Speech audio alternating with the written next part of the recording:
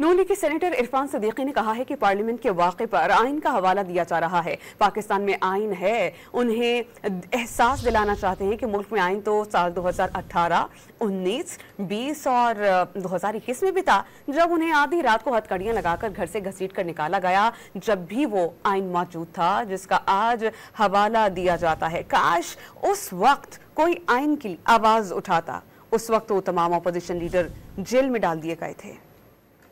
अली ज़फ़र साहब ने आइन का हवाला दिया कि जी यहाँ उन्होंने गुफ्तगू ही यहाँ से शुरू की कि पाकिस्तान में एक आइन है। मैं उन्हें ये जानना चाहता हूँ कि ये आइन 1973 से मौजूद है और ये आइन 2018 में भी मौजूद था और ये आइन 2019 में भी मौजूद था, 20, 21, 22 में भी मौजूद था। जब 27 जुलाई की रात को मुझे आधी रात के वक्त घर से घसीट के निकाला गया। ये 73 का आइन मौजूद था जिसका हवाला आज आप दे रहे हैं। काश उस वक्त कोई आइन की आवाज उठाता, काश आप ही उठ के कहते कि ये बहुत गलत हुआ है।